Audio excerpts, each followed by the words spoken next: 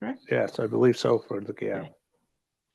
So we will call the meeting to order at 7:05. This is the regularly scheduled Golf Advisory Board meeting with special joint conversation with the Parks and Recreation Commission for tonight. So that's where we are. In attendance, we can see a number of people, I think. Well, we have the quorum. So I think we've got representation from the Golf Advisory Board is complete, and Mike DeFranco, I'm assuming that Parks and Rec, you have your quorum here as well. I think so. Hang on. Yes. Okay. All right. First item on the agenda is approval of the meeting minutes. So meeting minutes were distributed by Mark. Yes. Thank you, Marie. Yep.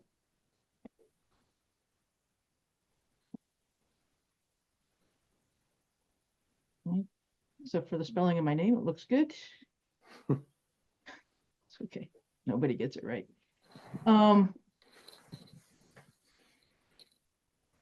right. Can I get a motion if there comments? Can I get a motion to approve the minutes from the Wednesday, December 18th meeting?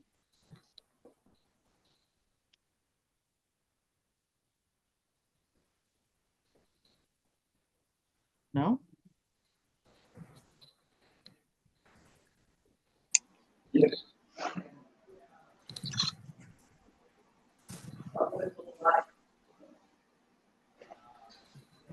Mike? Yep, I can approve. I just clicked on mute, sorry. Oh yeah, no, I just need a motion to approve them. Yep, motion to approve. Okay, I'll second it. Get moving a little bit faster here. Any comments, corrections to the minutes that were distributed?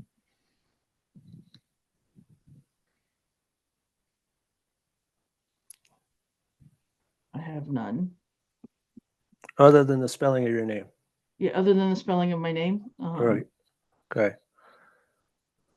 Few other spellings, but other than that, if there are no comments, all those in favor of approving the minutes from the December 18th meeting? Aye. Aye. Opposed?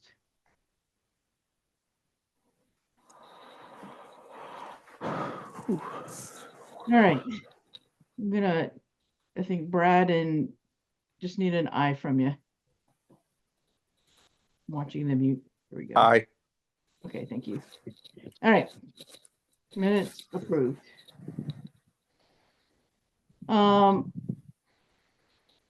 Next agenda item is citizens petitions and comments. Mark or Todd or Eric, have we received any additional comments or on any other subject as well?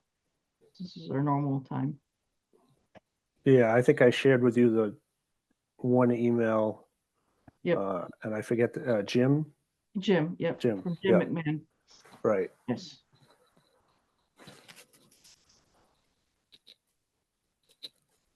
For those on the phone, that was regarding the age range for the junior membership and bringing it, his recommendation to bring it in line with the Connecticut State Golf Association's definition of a junior. Because along with that comes a free gin fee or membership. So he was making a recommendation that we consider that as part of this. Margaret, what was the age that we were currently using versus what Connecticut Golf Association recommends? I think our current age was 23 and under, and they recommend 18 and under. So you'll see that we made an adjustment since the last meeting. When I get around to the presentation and the slides, we've added a revised associate membership that covers folks up to 25. try and make up that difference.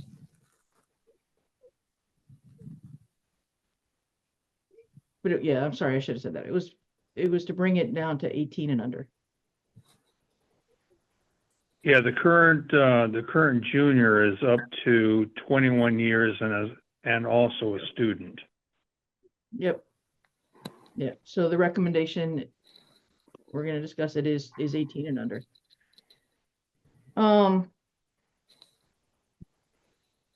Okay. You get any other correspondence? I think, I think that was the only one. yep, Or he sent two emails, actually. right.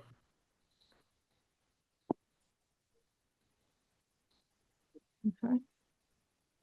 Well, I Alright. can say that I've had in the shop, we've had many concerned members asking questions about what's going to happen to memberships.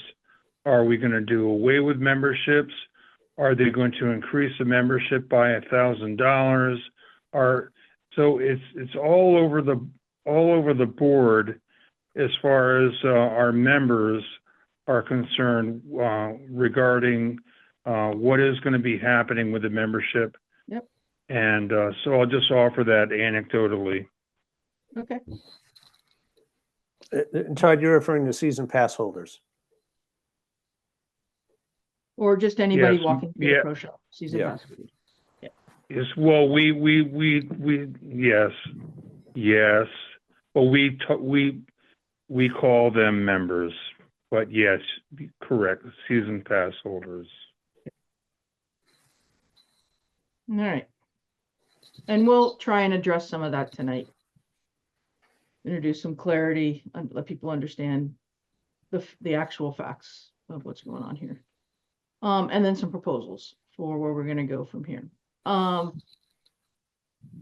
So next agenda item is new correspondence or communications. I think we kind of covered that in parallel with the citizens petitions, but Marie, typically this is where you have a update from the women's group, Mike, women's group. I'm just going to hold my comments about feedback from the league about our league members regarding the Okay. proposed rates. But the only thing about from the league in terms of business is that we have our first executive board meeting of 2025 next week, and that's where we start planning for the upcoming season. Okay. Super. Okay.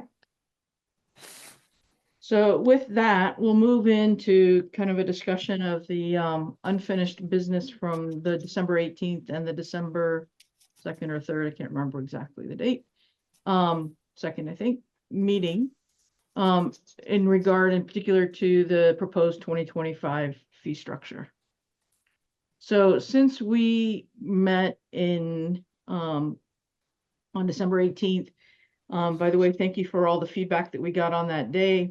I've appreciated additional feedback that has come through, as Mark mentioned, Marie just alluded to, as Todd has alluded to.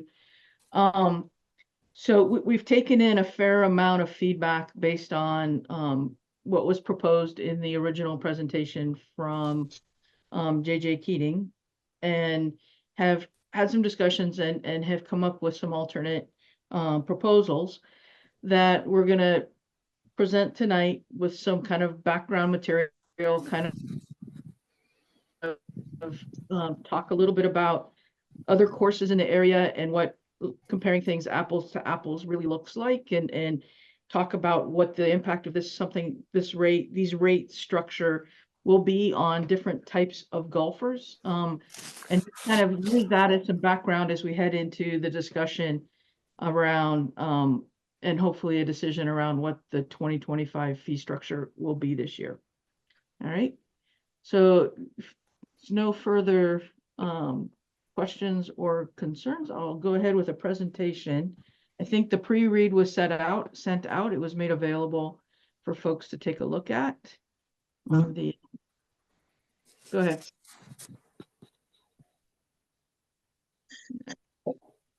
Just so we're grounded, do we want to let Margaret go through the presentation and then we have discussions at the end, or how do you want to do it? That would be helpful. Yeah. Yeah, Margaret, yeah, we should give Margaret the chance to present this. All right, so let's do that, just so we're all agreeable. Thank you. Yes. Okay. All right.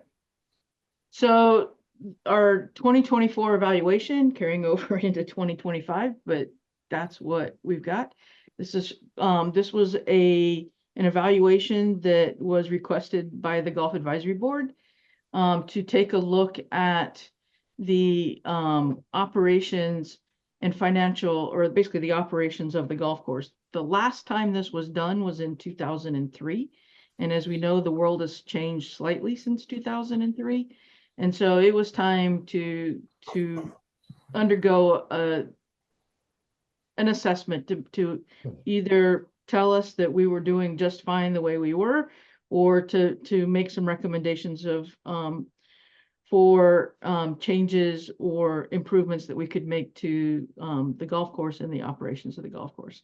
So the ask was for them to prepare a comprehensive evaluation of the golf course on behalf, like I said, of the town of Groton and the Golf Advisory Board, and to develop strategic recommendations for operational and financial efficiencies, including conducting a comprehensive evaluation and developing recommendations for operational strategies and financial opportunities as it relates to the golf course, provide an overview of current national, regional, and local golf trends, recommend and provide strategies for the golf course based on successful practices at other similar public and municipal golf courses, and then compile a list of capital improvement projects necessary to maintain or increase market share, as well as identify any new investment opportunities to enhance the revenue and yield management.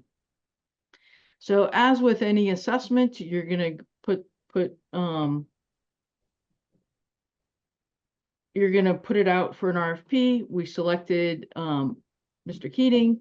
He came in and he went through, did a number of interviews, took a look at some of the data that was available from the town, talked to people from the town council, from the golf community, from the Golf Advisory Board, league runners, a number of people across the board. If you recall, there was also a survey which had a significant number of responses, I think far more than he expected, which was incredibly positive. And then from that, he pulled together and presented a number of proposals. Those, just want to be clear, are proposals and not the final decisions. I think that we have a situation here where a lot of people are assuming that what's written is what's to be. And we need to be able to understand that that's a guideline and a set of proposals from which we can then turn it into something that makes sense for Shennecossett. So just a little bit of reminder about the course. It was founded in 1898. It's evolved over the years.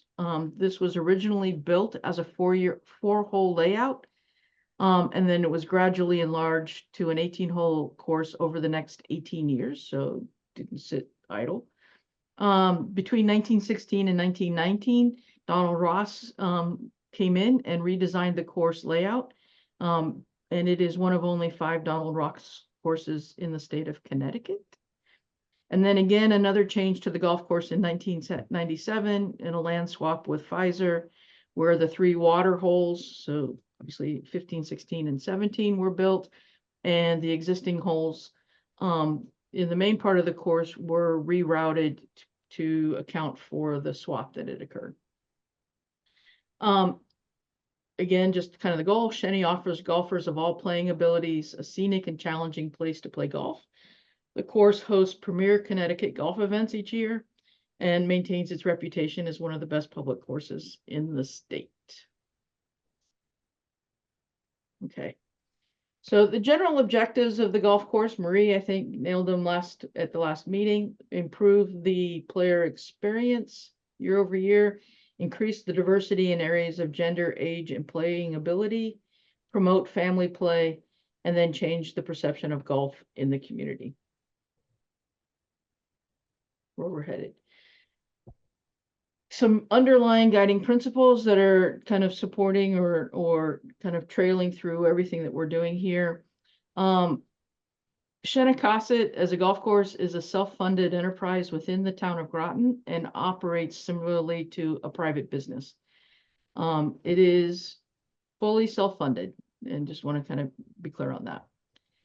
It's self-sustaining. It generates the revenue through greens fees, season passes, cart revenue, and lease income from par 4. So that is its source of income.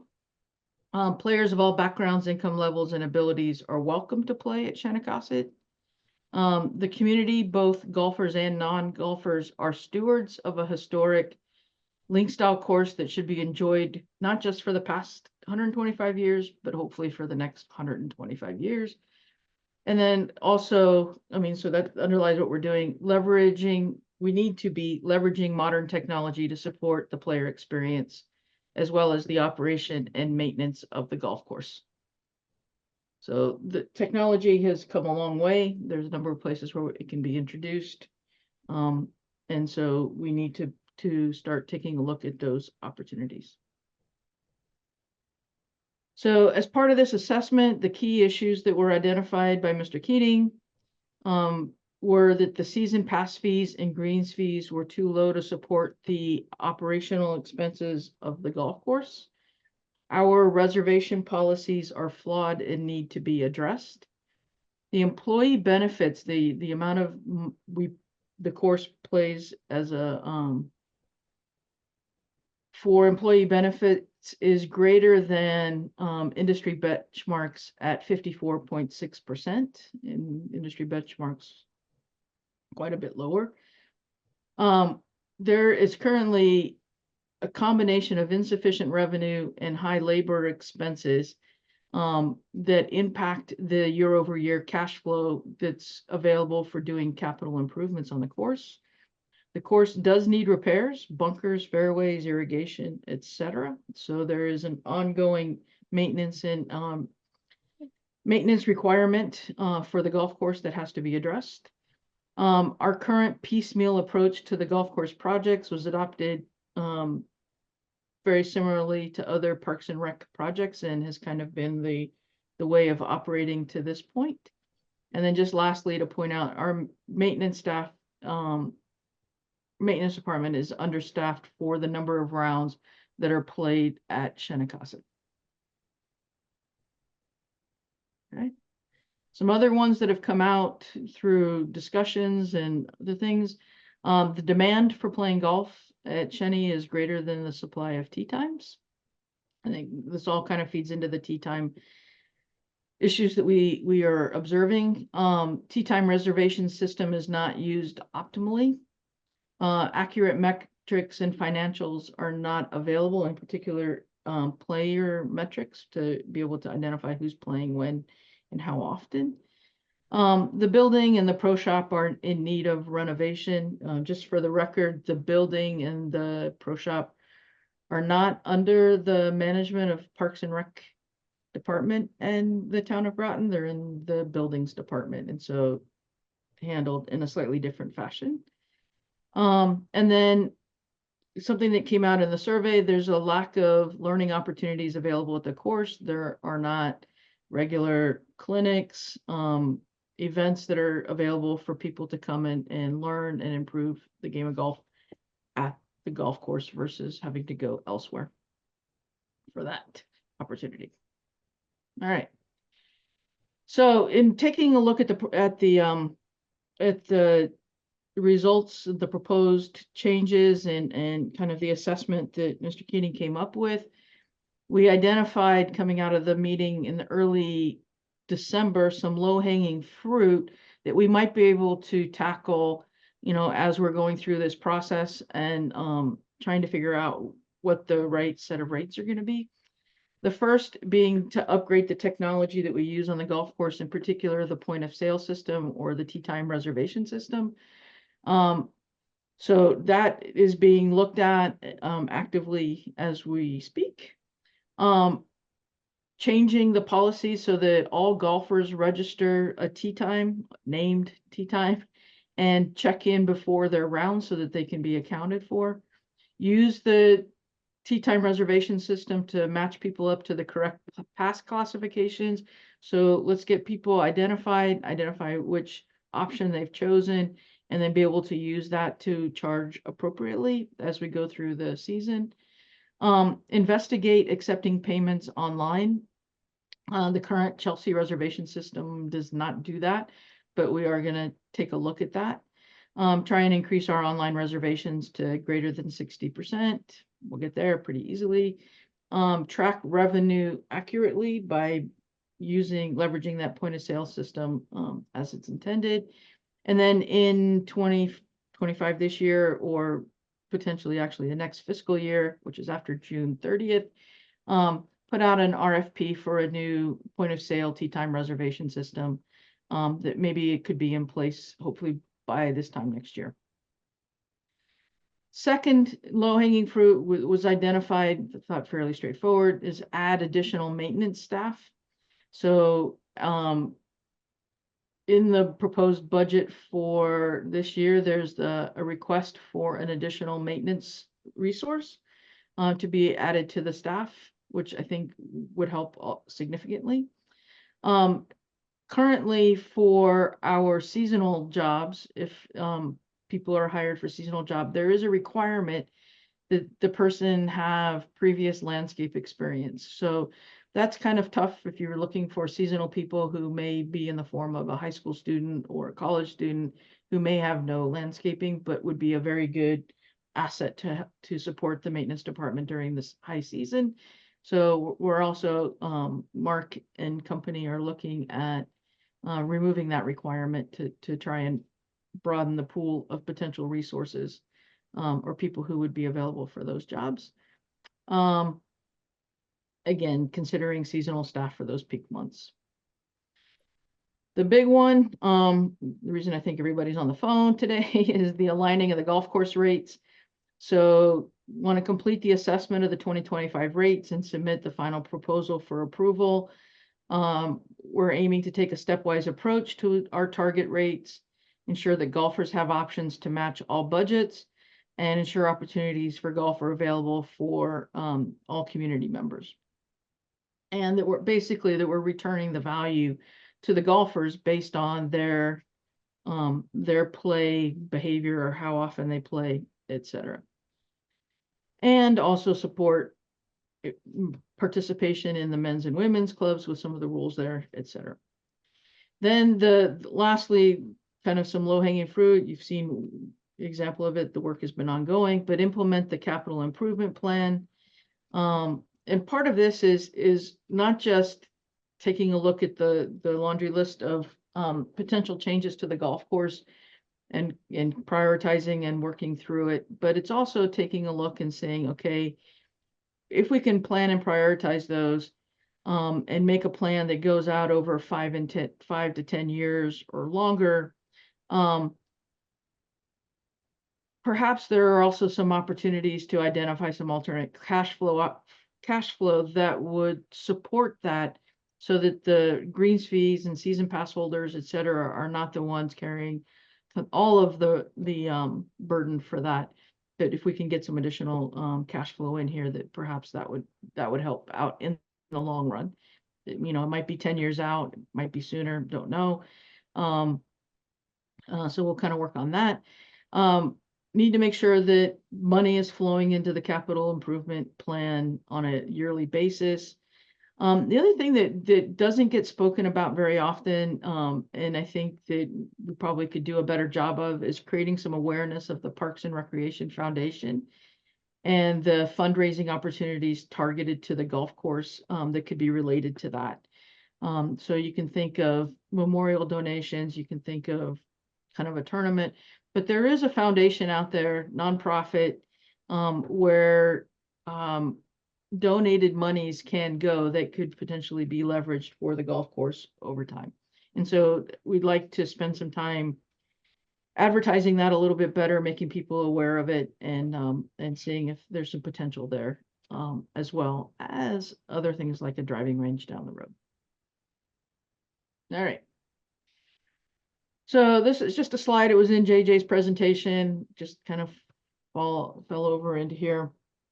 But basically, in developing a playbook for how to operate a golf course, need to consider a number of dimensions, including demographics, the weather, technology, financials, the facilities themselves, the operations, and then, of course, the golfers. So elements or like demographics and weather, those are not as controllable as others. We have, just look at this afternoon, we have very little control over the weather. And so, you know, number of days that are open year over year, they go up, they go down, etc. Also, the demographics are evolving and they change, and this is because of the nature of this community. There seems to be a flow on the demographics. So paying attention to what is happening at any one particular time is actually important, because that is an uncontrollable. If all of a sudden, heaven forbid, and please, I'm not doing this, but the sub base were to shut down, then the impact on the demographics of this area would be impacted significantly, and so you'd have to make some adjustments that way. I'm not saying that's happening. I don't think it will. I'm pretty sure it won't. All right, so again, you know, demand's exceeding supply for the number of golf rounds or the golfers out there. Across the country, the average golfer plays around 20 rounds per year. As reported in the survey, it looks like at Shenny, golfers average around 39 rounds per year. So we're in the small golfing community, a very significant avid set of golfers, if we're close to twice the average in the country. Our Groton residents' income levels are above the national median. And then in the area, it looks like golfers spend around $2.2 million to play golf year over year. So there's a significant amount of money that's being put into playing golf in this area. So I'm just going to throw in some things out there. The weather I found really interesting. His definition of a playable day is a temperature above 48 degrees or below 98, precipitation less than 1/4 of an inch, and a wind speed of less than 19 miles an hour. And we know that none of that holds for Shenny golfers. Just ask the people who are out there in 31-degree, 20-mile-an-hour winds on Saturday. So obviously some of his calculations and assumptions are based on that. We have to make some additional assumptions, because there's a day like a 31-degree day with 20-mile-an-hour winds is considered a playable day here. So in his calculation, based on the weather, we should be able to accommodate about 64.5 rounds per year. Another assumption he made is the 8 minutes between foursomes. Right now we target 10. We know it's a little bit shorter. And then rounds start about an hour after sunrise. And he's also making an assumption that rounds stop about 3 hours before sunset, which would be around 5 o'clock at the peak of the summer, or 5:30. So his assumptions are a little bit off as we go through, and that's been recognized. Shenny's course utilization rate's around 58% though, versus about 70% reported nationally. Last year, at some point that in his calculation with numbers he got, he's estimating there were about 73,000 tee times that were reserved, and only around 38,000 rounds that were played. Again, this is relative to the data that's available. And the expectation is that there are about 64,500 tee times available per year. So obviously the weather assumptions would bring that number way down, because we think here that you can play in less than 48-degree temperatures. Obviously that number goes up a little bit. If you take a look at the data, there are nearly 20,000 rounds that are blocked prior to tee times opening up due to tournaments, leagues, the men's and women's club events, outings, and the walk-on code, some of those reserve blocks that Todd puts out there. So that's about 20,000 rounds that are not available for folks who are trying to get a tee time on an annual basis. So that's kind of starting to contribute to bring some of those numbers down and the availability. All right. Yeah, just the technology consideration real quick. The current version of our Chelsea tea time reservation system is out of date. It's not being fully utilized by the golf staff. Tracking basic golf player metrics is not possible without the data being captured, so we need to work on that. Online reservations and payments are the current standard in the industry. We can do online reservations, but not online payments, and so we'll be working our way towards that. Not all golfers are actually registered in the Chelsea system, so being able to track or to get emails out or do any kind of customer relationship management activities is difficult for the entire group of season pass holders and other golfers who come through. And then we do know this, our tea time reservation policies need another look. And input will be welcomed here because we do need to address them and get them updated. Okay. All right. So on to the good part. Proposed greens fees rates. So just to kind of give you a sense of what's going on, this over here on the left-hand side is 2024's rates. You know that on a weekend, our daily fee is $55, guest fees $50. We have 9-hole rates, we have an 18-hole, we have a tournament plus, and then the card is added on to that today. And then we have weekday rates as well, 50, and we have a actually we don't have a senior kind of 18-hole rate, which we're going to introduce. But we have, rates for 9 holes after 3, for 18 holes for youngsters, the 9-hole leagues, and then obviously some tournaments on Monday to Thursday.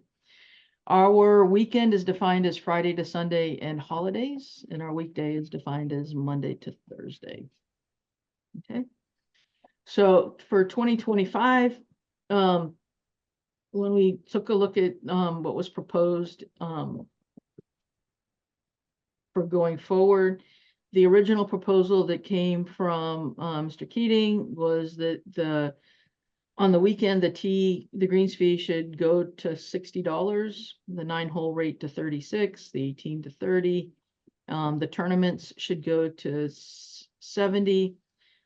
There was no proposal for an associate, and then likewise in the weekday category, that the greens fee would go to $55 from $50. We would introduce a senior rate, which, by the way, would also include the military. So active and retired military would also take advantage of that senior rate. A 9-hole rate after 4 o'clock, an 18-hole youth rate, a 9-hole league rate, and then the tournament rate at around 60. So put some things out there. You've seen numbers around 70, etc. So based on the discussions in December, all of them have come back now, and what we're going to come back with is 2 to use as the basis for the discussion tonight. The first is option 1. Arrow does mean something here, but we're going to propose taking the 18-hole greens fee to $65. The 9-hole greens fee after 4 o'clock to $33. 18-hole youth after 1 to $30. Increase the tournament from 50 plus cart 70 to $75 to walk and $90 with a cart.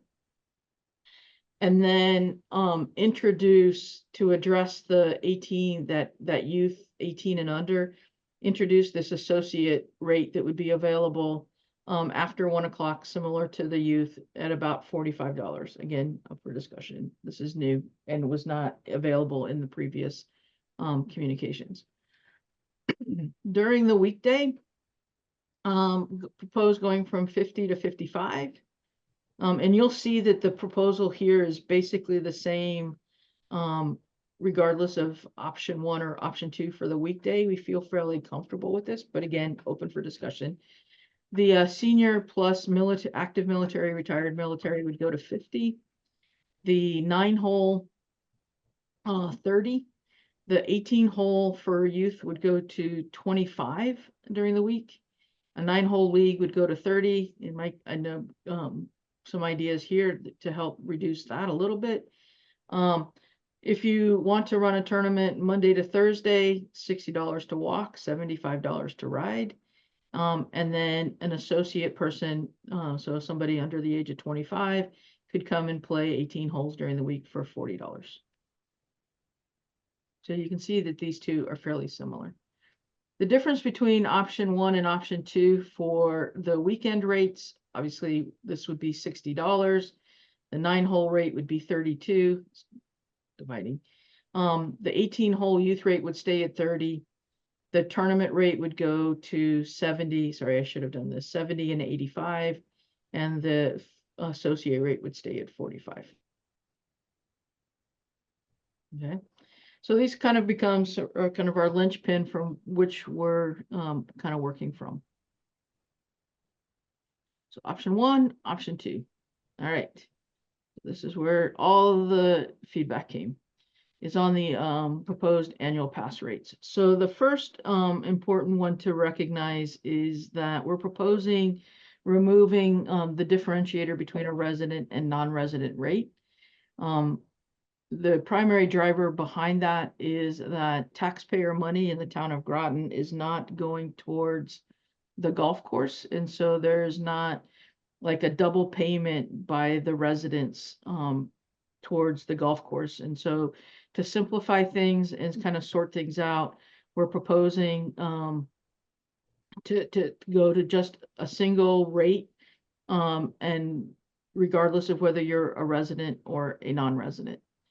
So the original proposal that came out in the document from Mr. Keating had the rates at 2,800.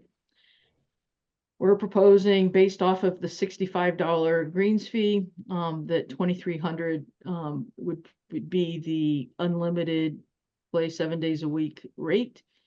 The family at about a 15% discount would be $3,900 for a family, 2 or more. And then, funny enough, and understandably, actually, there were no military families who took advantage of season passes over the last couple of years. My guess is, if I were to make a guess, is that they're either being deployed or they've got jobs during the week, or there's just a lot going on. And so having a season pass option just doesn't make sense for the military at this point. We'll address it through the greens fees to give them an advantage, but from a season pass perspective, are proposing to drop the military family category. And likewise, the associate unlimited category. So in the past, we had unlimited for people under 35. They got to play for a significant discount up until, they're 30, and then a little bit more from the time that they were 31 to 35. We're going to move that associate down into into the limited category and offer a deeper discount for them to be able to play during the week, especially so hopefully students and the like can take advantage of it. As far as ranger rate, the proposal was 1,300. Our new proposal is 900 regardless of the option, so $900 for the ranger rate. And then in terms of the limited, which is kind of the 5-day or the Monday to Friday,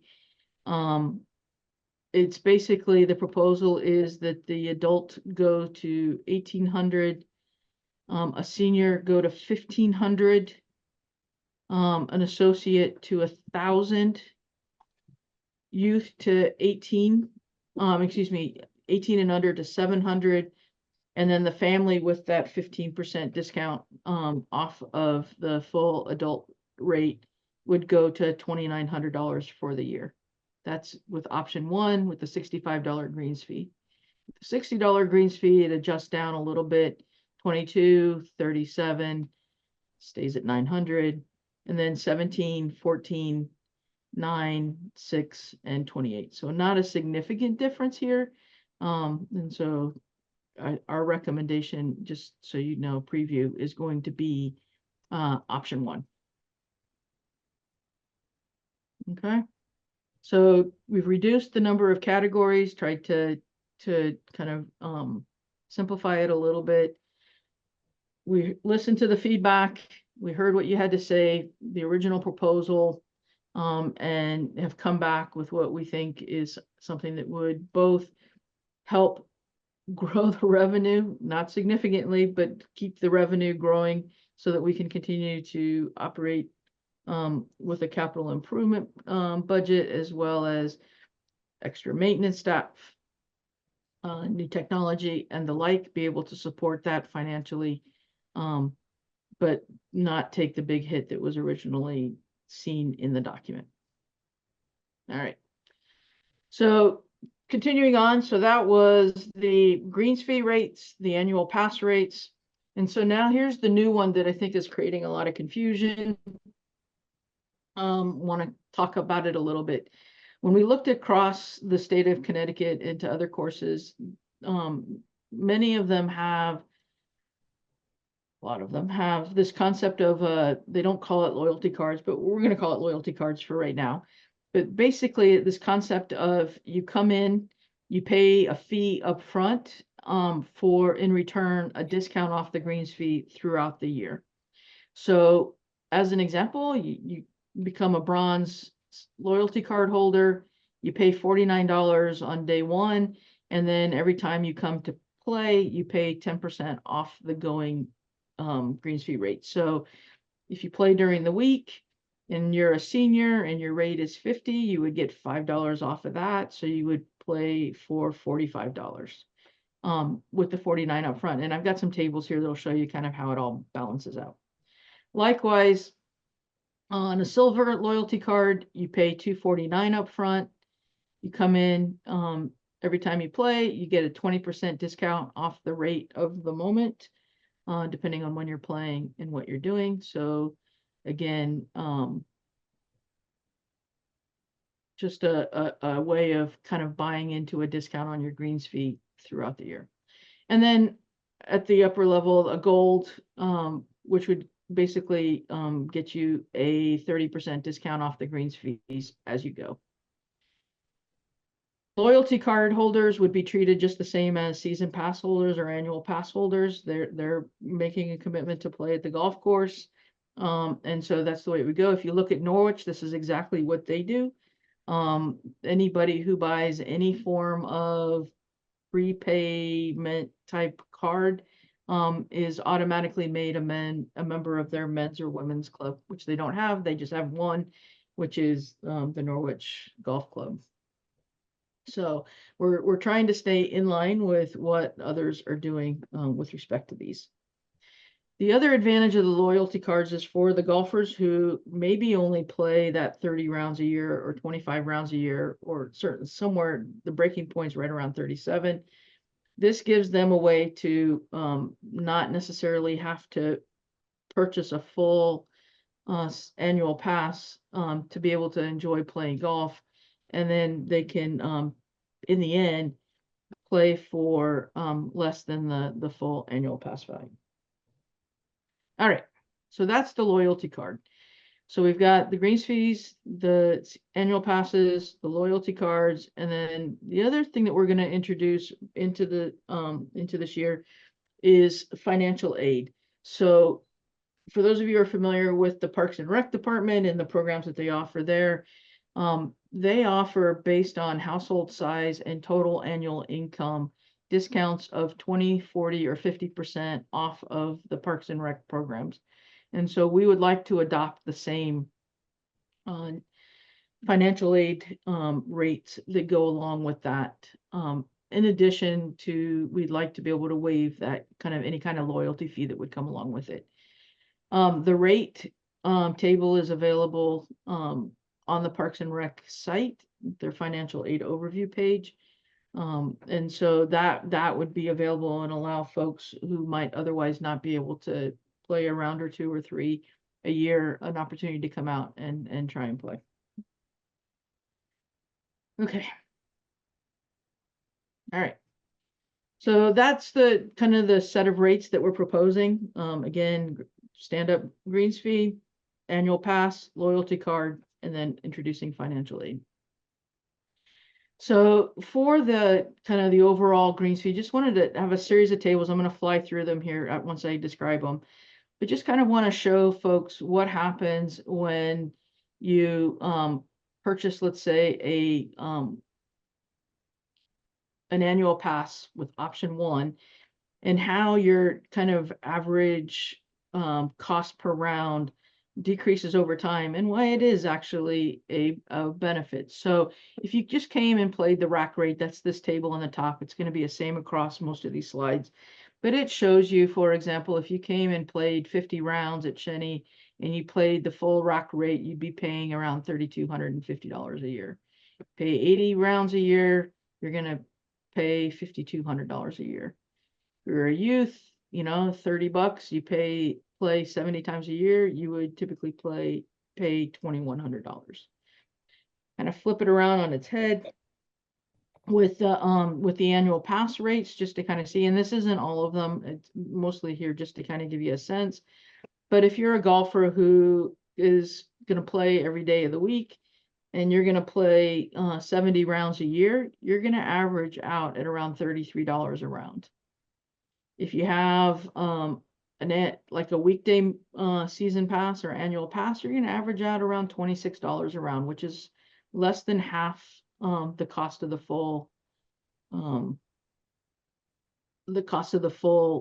greens fee that you're playing.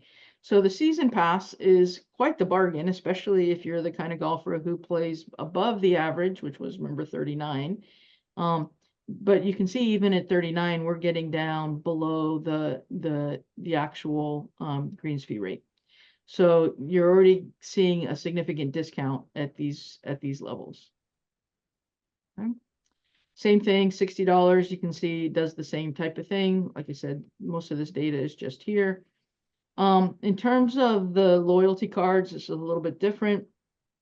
Kind of flip it around. So if I want to come and play or get a bronze loyalty card, take my 10% discount and play 30 rounds, I can end up paying $1,706.50 to play 30 rounds of golf versus the rack rate of $1,950.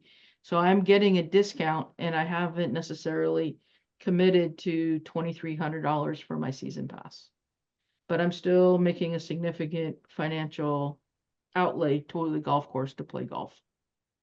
And it would be the same for all of these folks. And the number, again, it's right here in this 30 to 40 range where you start to go above the rack rate. But if you're playing less than that, this could be a nice financial alternative for you. The other one that's interesting for me, and it doesn't show too much here, but if you're in a league and you're playing 16 times a year, 20 times a year, however many weeks the leagues go, even getting the bronze loyalty card gets you into a position where you're paying less than if you just paid the full rack rate as you went. So it's almost like you're paying $27. That's for you, Mike. Okay, so that's the bronze card. Same deal with the silver card. I can come in, pay $249 up front, and as a weekend player, I'll pay $1,614 versus the kind of the weekend 30 rounds, $2,100. So that's a saving of $480 some odd dollars. So there's some benefit to these loyalty cards that I think a lot of people have kind of not really taken a good look at to understand how they work and what they do. So I think not quite opposed to these, especially for the people who don't play 60, 70, 80 rounds a year. And then likewise, it just keeps going up with the gold $499. To be honest, I'm struggling to find the benefit of the gold loyalty card, but because it's very similar to the silver in the end, depending on how many rounds you play.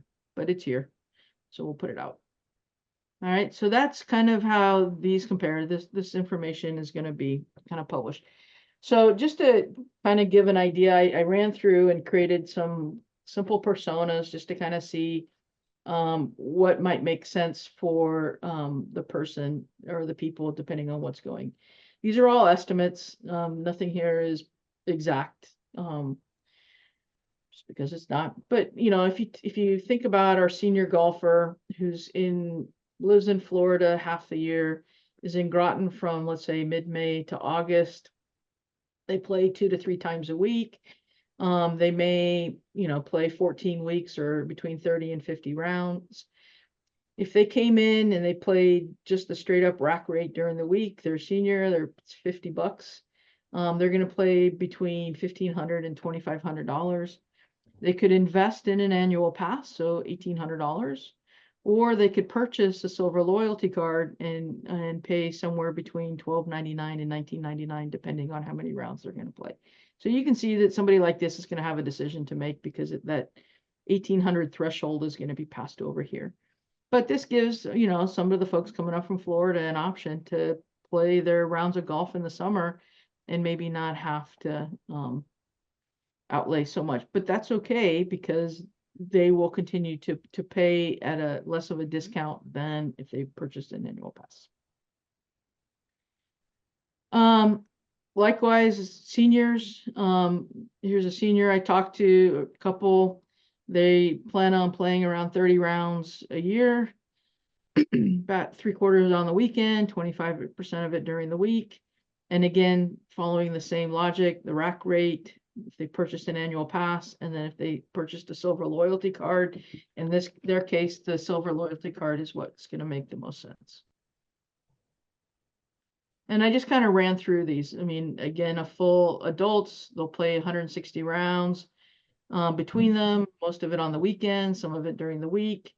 If they get the silver loyalty card and play to that volume, you can see that they're going to end up paying around $8,000 with a silver loyalty card. The rack rate's around $9,000. Whoa.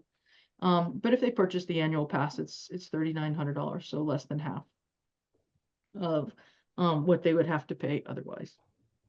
And it just goes on. I mean, I did this for a number of them, you know, an avid golfer who plays 90 times a year. So different scenarios just to run through using those tables to try and figure out what might make sense for different types of golfers. You know, somebody who only plays 30 times a year is going to end up potentially down here because they work during the week, can't get out during the week, etc. And then again, you know, somebody who plays only on the weekends, this is the annual pass is what's going to make some sense. And then senior, just kind of, and like I said, I just kind of threw out a few things here, just to kind of get some ideas for folks of an idea and of what it's kinds of thought process we're going to have to go through in order to select the right plan for yourself. Okay. Just going to throw this out here too. In Mr. Keating's presentation, Mr. Keegan, sorry, I keep calling him Keating because I know a JJ Keating. Keegan, he went back and took a look at the financial numbers for the last 3 fiscal years. You can see that our expenses have been going up fairly significantly by several $100,000 each year. Total revenue also been going up, but the revenue differentiate the net has basically in the last year it came down. The previous 2 years it was up. So this is something that you know, you factor in some of the uncontrollables and some of the things that aren't available. But this is what we're looking at. 90,000 is not sufficient to sustain kind of where the golf course needs to go just to basically maintain itself. And if you look at the increase in the expenses year over year, I mean, that wouldn't cover next year's expense increase. So could be a problem. The total revenue per round, we are in a good position. It's come up. It's around $43 at this point. There were around 37 rounds played last year, at least accounted for. Our greens fee revenue, $852. And by the way, fiscal year end 24, that ended in June of last year. So this was on July 1st, 2023 to June 30th, 2024. You can see the number of greens fee rounds are more than the number of annual pass rounds. We're starting to see a little bit of a shift in this in the last 6 months or so, but in general, the greens fee rounds are greater than the annual pass rounds. And then the greens fee revenue per round, you, as expected, you would expect the $39 of greens fee revenue per round for the greens fee players. And if you average across the annual pass rounds, the annual pass holders are taking advantage of around $31 or $32 for an average greens fee. Okay. So just kind of wanted to present that. And then the other thing that's back here is just to throw in, and I'm not going to go through these, but they're here for your review. I did take a look because we heard feedback that, you know, comparable to courses in the area. So did take a look at exactly what these guys do. This is from 2020, this last year, so not ready yet. But like at Norwich, they have a single golfer. The rate is $21.70. The family is 36-ish, 17. They have this young professional category. They have an economy golfer. And then they have a junior golfer. The economy golfer is basically somebody who pays, it's like a card. They buy 20 rounds up front. And you can see that it's essentially at the full rack rate as a non-resident. But what's interesting is a couple of things. One is, and this holds for a number of these courses, Norwich, when in this number, they are including membership into their Norwich Golf Course Association members club. So they don't have a men's club and a women's club. They have a club. So it's membership into that. It's access to all of their special events and tournaments, and it also includes gin. So they're building that into the cost of their season pass. Their season passes, depending on which one you get, also include anywhere from 2 to 5 complimentary green fees for guests that play with the golfer. And so you got to kind of account for, you know, 3 sets of greens fees depending on when you go to play. So, you know, $165 or something like that. So they start to not look the same. And then for 4 months out of the year, they go to temporary greens and tee boxes. So really that course is not being fully maintained for 4 months out of the year. And so you've got to be able to make some adjustments accordingly because obviously Shenny is open 12 months out of the year and maintained 12 months out of the year. So that's this one. Same with Elmridge, kind of some ideas, you know, the cost for them to, you know, if somebody wants to go and play, this is the cost to play 30 and 60 rounds.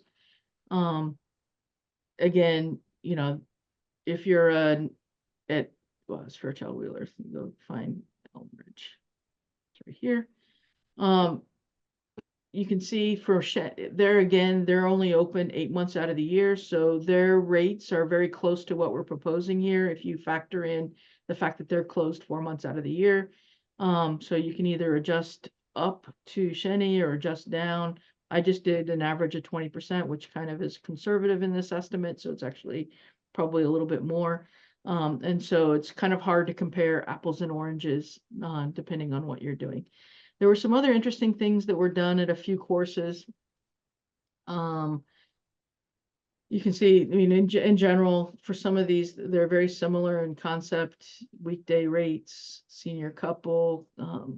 Again, this is Bloomfield Hills or Bloomfields and Municipal course supported by the town of, or the city of Bloomfield.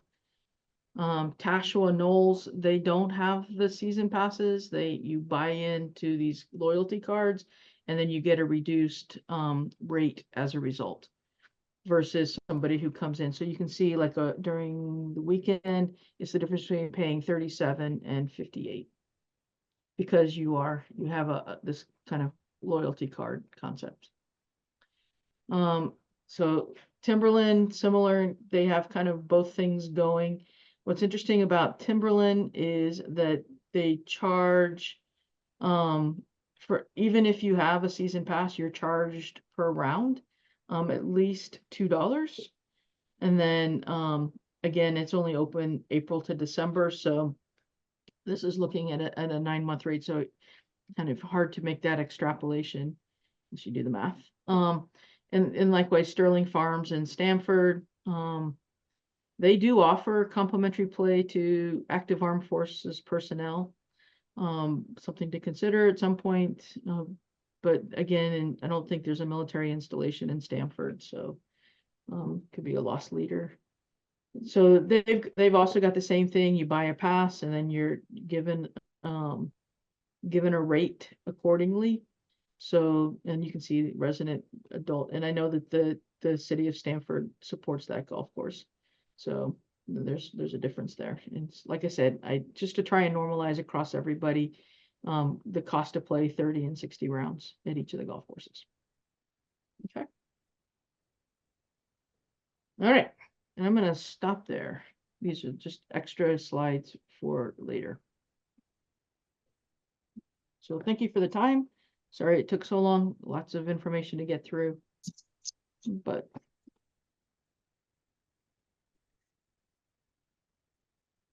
Can you define, on one of your slides, the proposed greens fee slide, there was an associate there. Can you define what associate is, age range, or whatever it was? Yeah, I don't know what happened to it. The associate is somebody 19 to 25.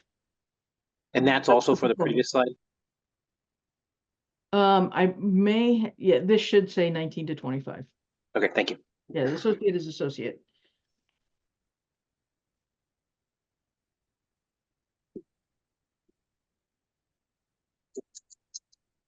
Okay.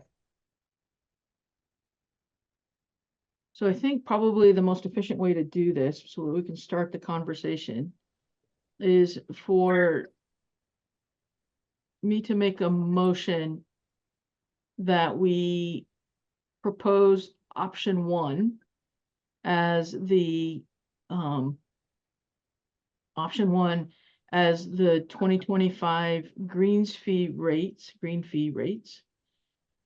annual pass rates, and then the propose introducing the loyalty cards, and then the financial aid option. Margaret, this is Jim Steffes. Before I do that, I just have a couple observations. Okay. On the Rangers, Yes. an extremely discounted fee for them. Should there be a minimum amount of hours they work to earn that? Let me open that to Todd or Eric, who may know.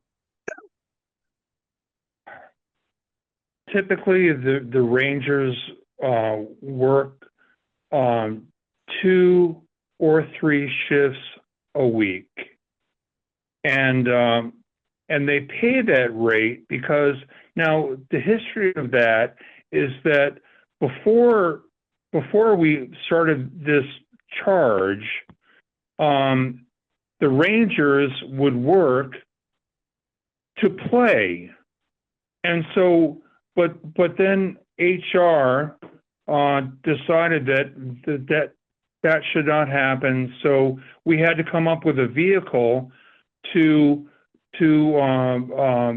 charge the Ranger to have a membership to play. We need Rangers, and so if we increase the price of the Ranger, then I don't have a Ranger staff. No, I'm not saying that, Todd. I'm I just just wants to saying understand it. that So no, ought to be- there's no requirement. I'm saying, as I said yeah. previously, that typically they work 2 to 3 shifts a week. Yeah, well, that's not much. That would be one area I would suggest look at as some kind of minimum hours to earn that. That's my one observation there. My second one is, on the limited play, these individuals used to be able to play on the weekends, and now under the new structure that's being recommended, they have to pay to play on weekends. That's a big change. That But is a I big change. suppose Well, the Loyal- limited members can only play after 12 o'clock on the weekends and holidays. Right, so Jim's onto it, because this was one of the proposals that I didn't adjust because I wanted the discussion. I actually think there's another option that's available, and that is to offer a discount on the weekend, like a 20% discount to pay to play on the weekends. Does that make sense? So, unlimited, Yeah, they I can mean, play all week. It's not my call. We have to make this accountable My only too. observation We is have to make all these Yeah, I know. changes accountable for my people at a very busy front counter, where there's only one person working the front counter and running the first tee. Yeah. So I mean, so this loyalty stuff and whatever, Yep, which I'm not in favor of, I'll say that. If you want to increase the cost of the membership to promote or to cause a certain change in the behavior of our potential season pass holders, fine. nope. Go that's not ahead the and intention. create whatever that price is. But this bronze, silver, gold, loyalty stuff, I don't know how my people are going to go ahead and account for this. Well, hopefully with the point of sale system set up and people identified when they come into play, it'll be very straightforward. Okay, well, this is not going to happen this year. That's just the reality of it. We're coming quickly onto spring, and we're not going to institute another POS. We would have to go ahead and source out another POS, and Well, and so Chelsea it's just not going to happen. Chelsea Systems has let us know that they can support this, so.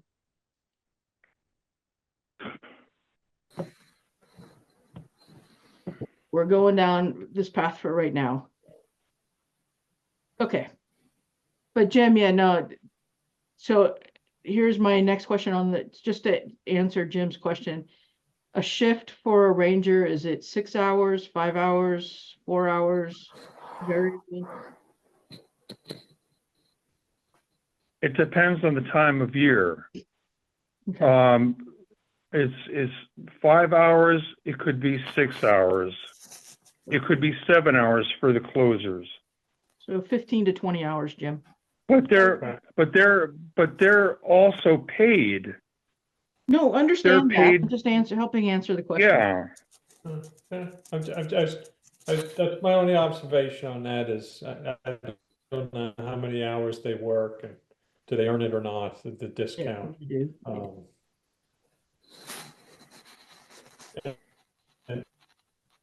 So let's then ask the the question. second one is more It of sounds like observation. it sounds like they do earn it. Do you feel as the pro that today you get enough benefit out of the Rangers that are there? I don't know how many you have. Sounds like they get paid, they get a discount for course. Do you think that the benefit they get is good, and do you think that they work enough, or do you have one or two that work like almost never and get a benefit? Maybe we ask the question that way. Well, certainly, yes, we do. Before the current HR administration, to put it that way, before that, I could bring on anybody that wanted to be a ranger, and they could play, and I could work them as much as I wanted to, and I had as many rangers as I wanted to. I had enough. I don't have enough. So being that we have to create this this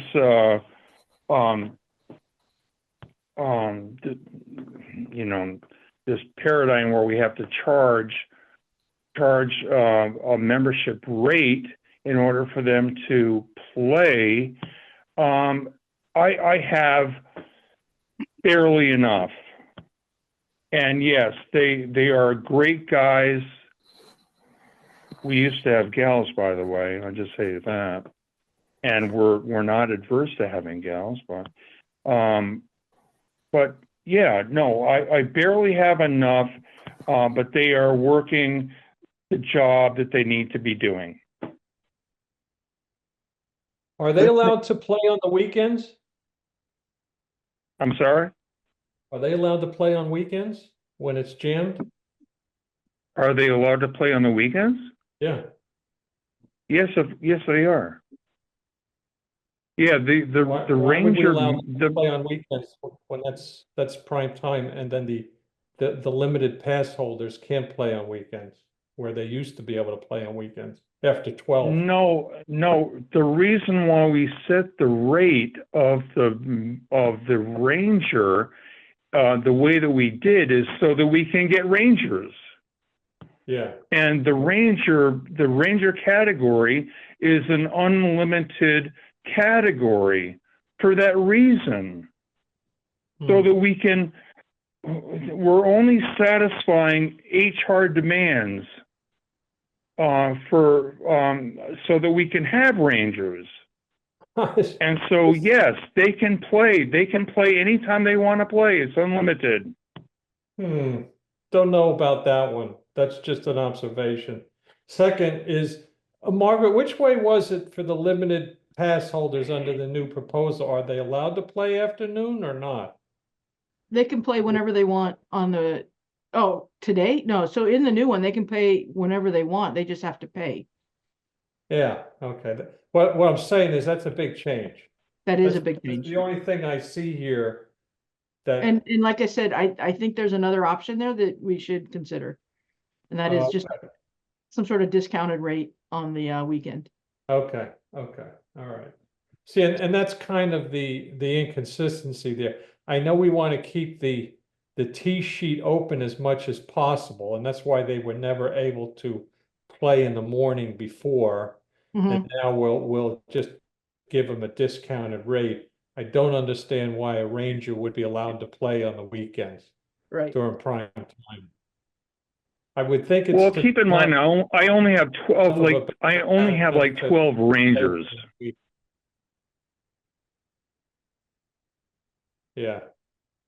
Okay, well. So, I mean, we're not talking about 50. Yeah. No. It's still a lot of, it's still a lot of revenue that's kind of forfeited by these guys. No, the reason why there's difficulty in making tee times on the weekend is because last year, February, the golf committee recommended that we put a moratorium on new membership hires, new membership passes. Yeah. And that was shot down by the rec commission. So we would have had a much better situation had the rec commission decided to go with the professionals to go ahead and approve what the GAB and the golf committee had recommended to put a moratorium on new members. Right. But and I think we have yeah, I remember that. And I think I recall we were going to take a look and see what the membership activity was going to be from last year to this year, to see if things have gone up a lot or if they basically been at around that 550, whatever it was, right? Has it changed? Last year we had like 403 kind of thing, and this year spiked to 478. Now there's been some attrition, so now it's down to 453, I think it is. Okay, then it kind of corrected itself a bit. All right. Okay. But Well, Jim, that's what we're seeing month after month is the revenue at the golf course has dropped off from previous years.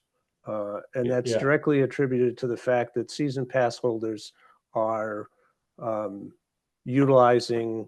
taking advantage of the opportunities that they have as a season pass holder and filling up the T sheets on the weekends.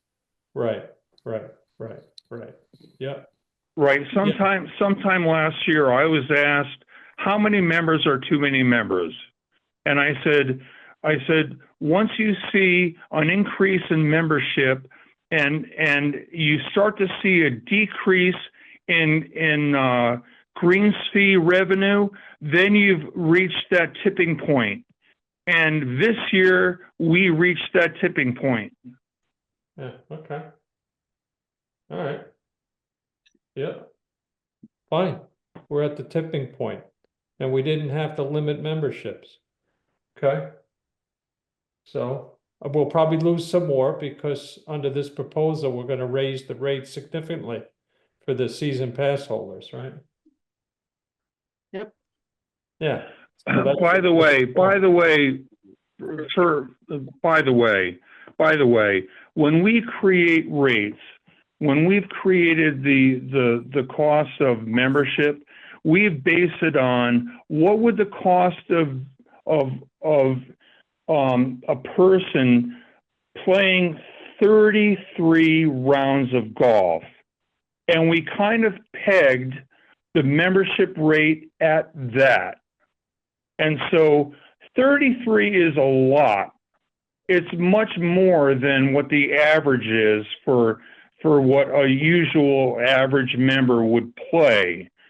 And yes, some seniors, they play just about every day. Okay, God bless them, whatever. They play during the week. It doesn't really impact us. Right. It doesn't edge out any greens fee player. And so, fellas, knock yourself out, and gals, knock yourself out. But there was some thoughtfulness in pegging the rate of the membership to a certain amount, and it was 33 rounds. So that's Yeah, perfect. Well, thank you for saying that. Yeah. Because 33 rounds at And 65. we averaged 39. Yeah. Yeah, by the numbers that he calculated, it was 39. But at 33, we set a greens fee at 65. We're at 22 and a half, 22.50. Yeah. So I guess it goes back to my original question. Is it pay to play on the weekends for the limited pass or not? What are you guys proposing? So right now we're proposing pay to play. I would be open to other options.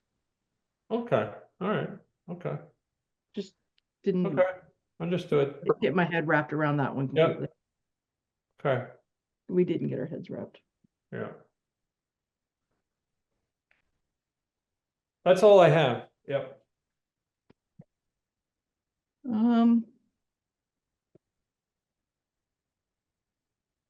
Anyone else? So logistics, how does it work for voting? So like, are we combining the council? So let's just say, I don't know how many people are on, but say there's 7 people from the councils on. Do we all vote in the tally that you take, Margaret? Mark, does it matter? Just so we're all on the same page. I have the same question. So typically what has happened, the process is the golf advisory board makes a recommendation.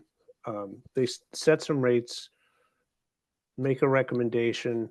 That recommendation is passed to the Parks and Rec Commission.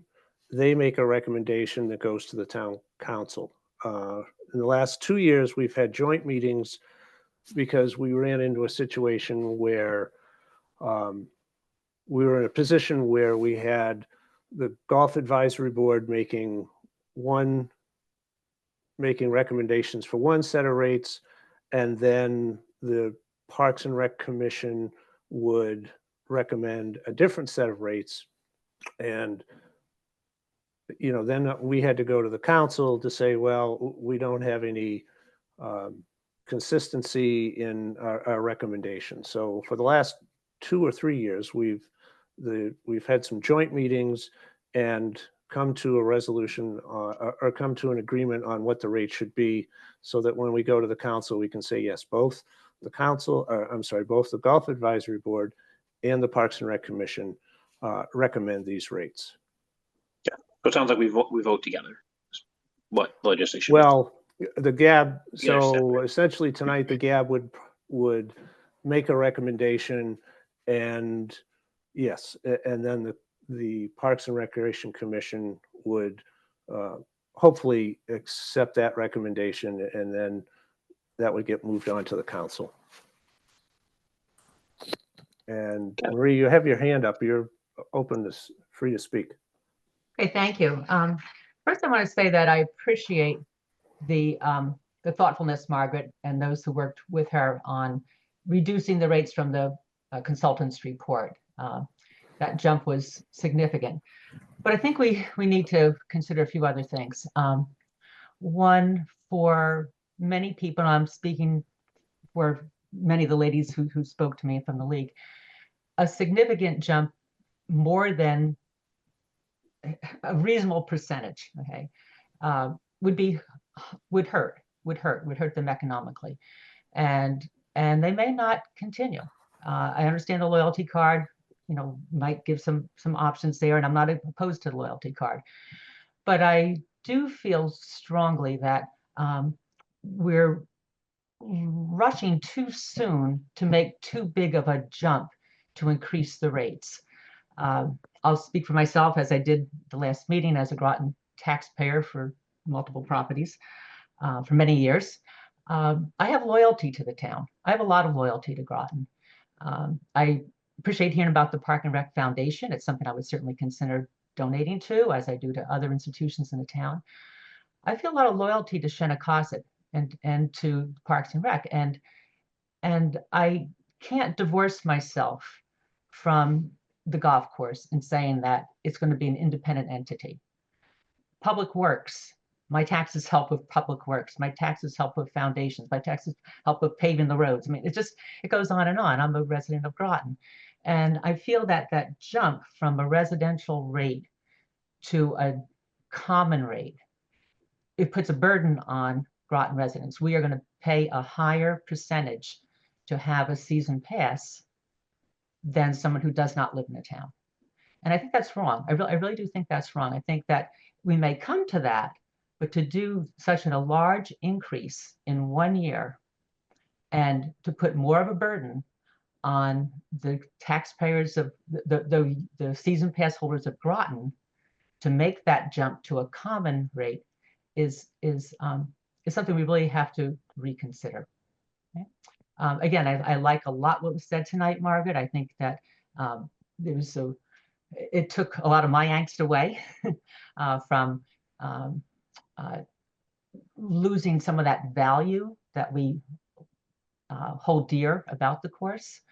But I certainly do feel that it's too much of an increase across all the categories, but significantly for Groton residents to do this in 2025. Maybe over time, but in 1 year, and I think we're going to hear from many people who will be who might feel the same way.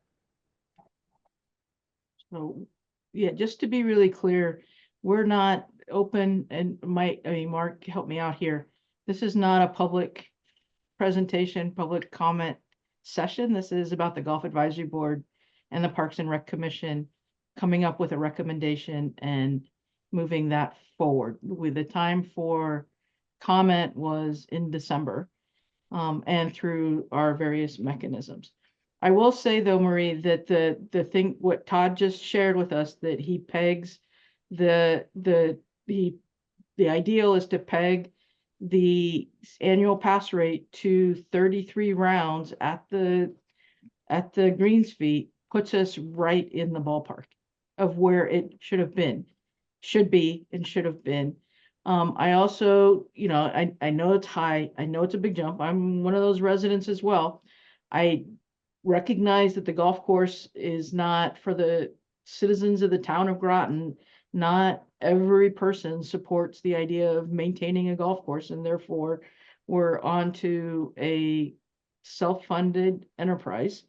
And that self-funded enterprise needs to be able to have funds to be able to operate. And it's a big jump. I know it's a big jump. I get concerned that if we start going slow, I mean, you saw from that one slide where the 90,000 this year versus 230, we're losing money year over year. And we need to do something to be able to kind of slow that bit down. And hopefully with some other options, people can get some value, take some time to kind of get things going and then come in and play. But based on what Todd just said, we're right where Todd would like us to be with that 33 rounds at 65. But also keep in mind that we exist in a market, and Keeney Park and Goody and Wittenberry Hills or whatever are not our market. Our market is Norwich and Elmridge predominantly. Right. And so, and both of those are paying as much, if not the same or more than we are. So we're okay. Okay. So if we, I mean, this is my opinion. I'll just say this. Okay. Yep. My opinion is if you want to increase the rates, that's fine. The season pass holders expect that there's going to be an increase, as much as maybe 10%. That would be very good. As little as 5, but as a maximum of 10. But if you're going to go well beyond that, but you have to look at the youth rate too, because we have an issue that way. We have to kind of coax that along. But I think this body should be mindful of how much of an increase. If you're going to jack it up incredibly and beyond our market, then okay, so are you deciding that we're not going to have a season pass anymore? So we have to be competitive. Todd, so hang on, Todd. We have to be competitive. So that is not what I presented tonight. So I want to make one other comment, and then nobody here wants to see these rates jacked up as much as they need to. There is a reality in our market, in our world, where the cost and the expenses are going up at a rate that's faster than the inflation rate, that we have to be able to keep up, and we have not probably done as well as we should have over the last few years doing that. So I want to be really clear. This is not anything that I wanted to do, that Mark wanted to do, that anybody wanted to do. This is something when you sit down and you look at the numbers and you look at the data and the numbers that we get, this is where we feel as a golf advisory board, based on the input from somebody who has significant experience in the industry, of where we need to go in order to continue to be able to maintain the golf course. And, one of the things that I just realized now that was left out of the slides is we looked at the projected projects that are coming up. And we have one project alone, which is the replacement of the irrigation system, the entire system, which is over 25 years old. That's $3 million. I can tell you that the CIPs that Eric put together for this year, we are paying from entirely in fund balance, which we did the same thing last year. And we're only investing $200,000 in the course for FYE 26.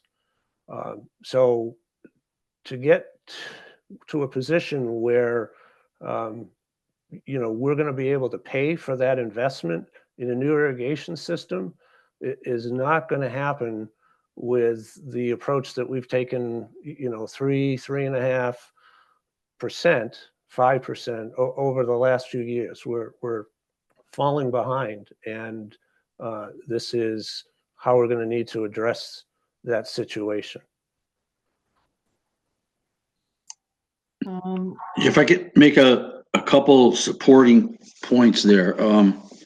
One, that's a great point, Mark, and I think people got to change the mindset that this facility has to be run like a business, right? And it's got to generate enough revenue to be self-sustaining, and even more so because of what it is. It's a Donald Ross golf course, and there's only a few of them in the entire state, and it's got to be preserved. It really should be, right? It'd be a shame if it wasn't.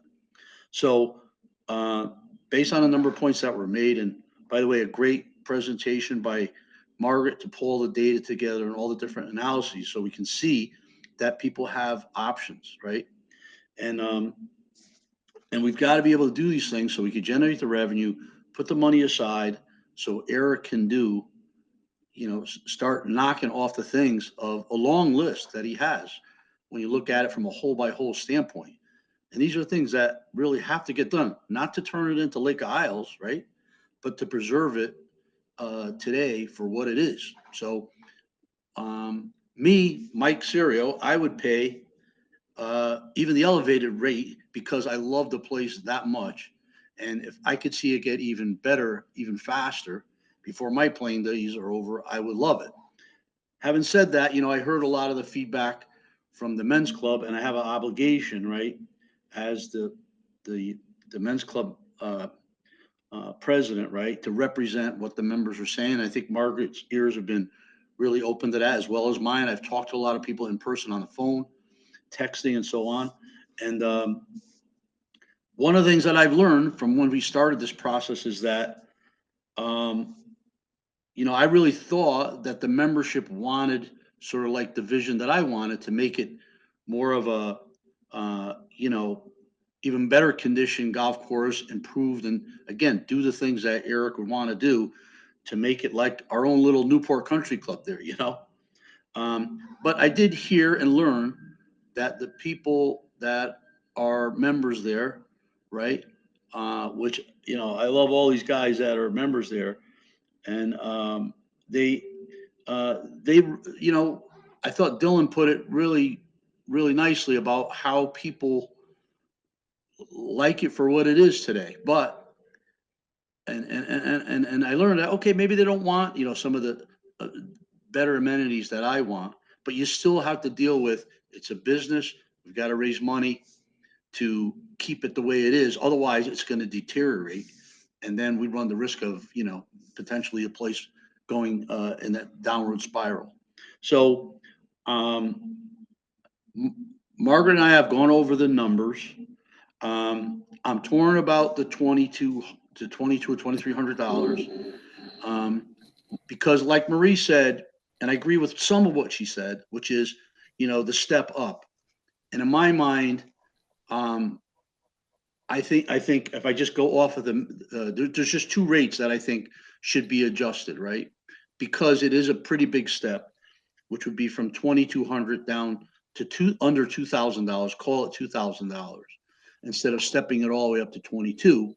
And I see that, okay, yeah. When I looked at it and I calculated all the percentages of resident versus non-resident, how much of an increase it is, I can see that, okay, it is, to Marie's point, there's a level of significance there. But again, because the tax, you get a resident rate because the town is providing the tax money. Some of your tax money is going towards it, and going forward, that's going to change. So then it's its own self-sustaining operation, and that's where you need, and that's why there's a case to say, okay, we're going to make everyone the same. There's just a rate, not a resident, non-resident rate.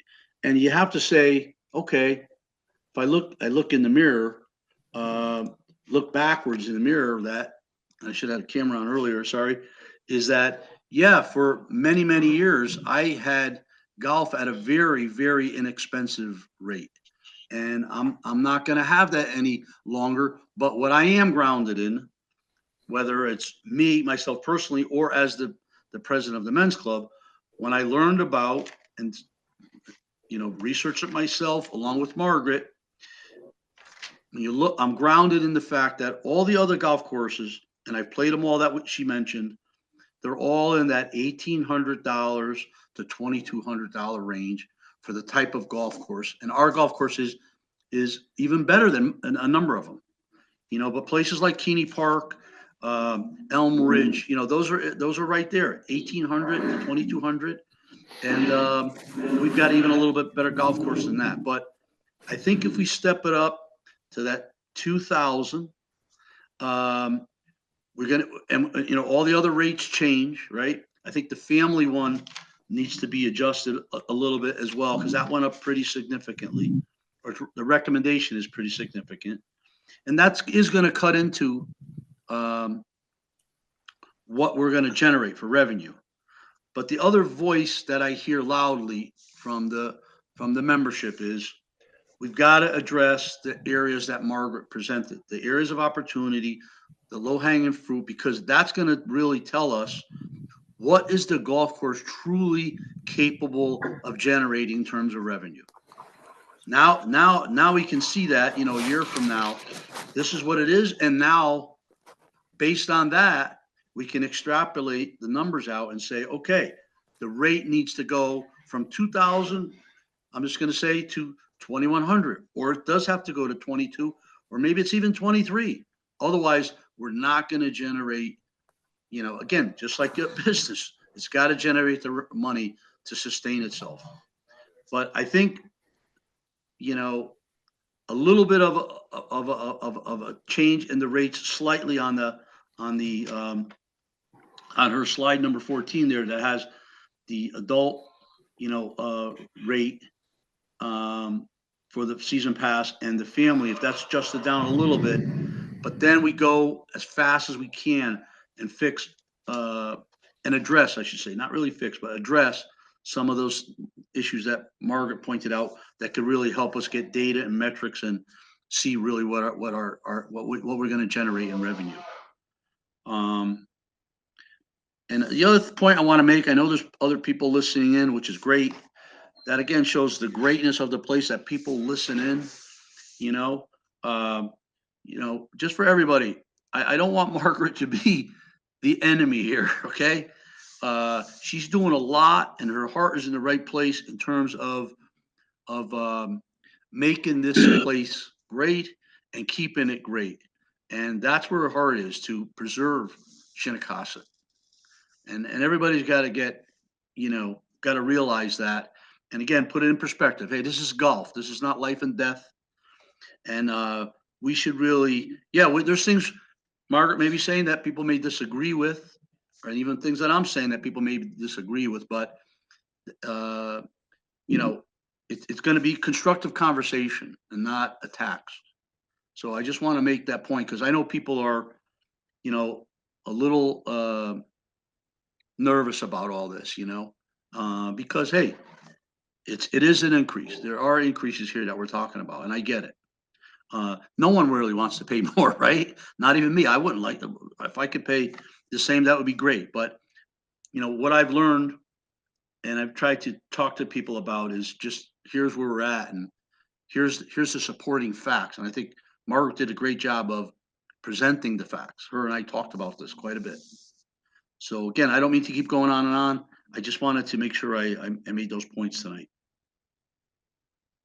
Thank you. Thank you. Mike, so appreciate it. I agree a lot with what you said too, and I got some feedback from some of the folks from EV League and a couple other presidents, and so I think you had a lot of the same stuff I was going to say. A couple of the points I'd like to give feedback from what I've gotten, and we chatted some last week, is some bigger things. We went from a resident to a non-resident rate, or a flat rate, we'll say. It makes sense if we're going to become a self-sustaining course. I get why we did that, right? I did get some negative feedback. People did like the resident rate. My recommendation we bring to the town council is that these are the rates. They're one flat rate. However, town council, if you want to guarantee funding for us, maybe in terms of, i.e. the 150K fringe benefit extra or whatever that is, then we can consider a resident and non-resident rate. Therefore, you're giving us some taxpayer dollars, and then we can give a resident rate. But until that comes and we make a self-sustaining business, I think we keep one rate. That's kind of read between the lines, but again, residents did like the two rates. One big thing I got from talking to folks is that, yeah, there was some, I've talked to about 6 members that play on the weekends. I said, well, do you think the membership's too? Do you think there's too many members you can't get out? One of the biggest complaint I got from 5 out of 6 of them was that not so much they couldn't get out, it's that too many people don't show up. They always call, they can't get a tea time. They seem to go online, and like I had 2 people tell me, literally they went online 20 minutes after it opened, and they couldn't find any times. They went online 4 days later, there was times available. And then they would show up, they would call the morning, show up, and within an hour they would get out on the course. So to me, that indicates to me that we really need a cancellation policy. In this presentation, it showed that there was 79,000 rounds booked and like 39,000 played, right? That's crazy. And think about if you worked in a car dealership. You claim people, you had 80,000 people said they put a deposit on a car and half of them walked away.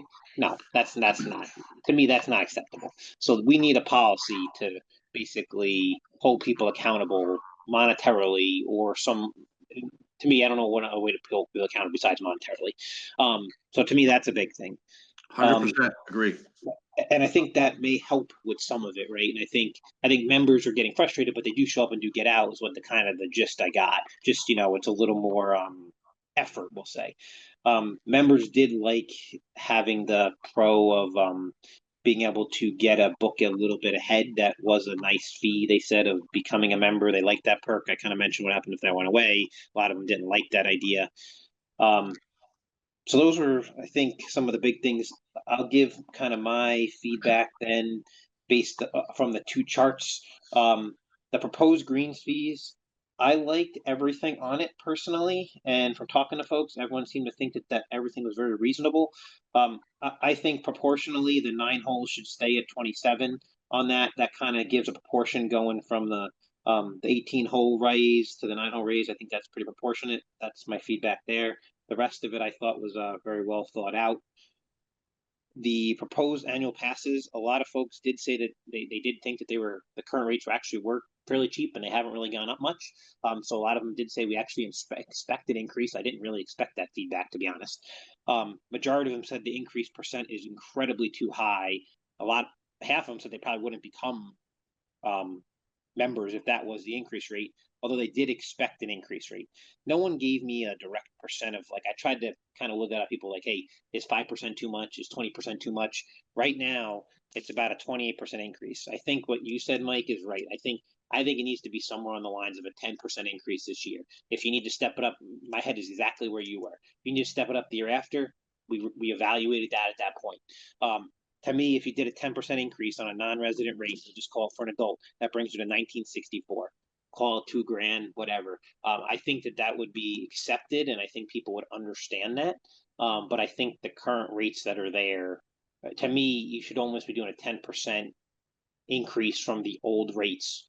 We'll call it 10%-ish, maybe, maybe plus or minus 1% or something like that. That's my takeaway. The Ranger, I understand why it is there. Maybe that's one that's an exception. Okay, sure.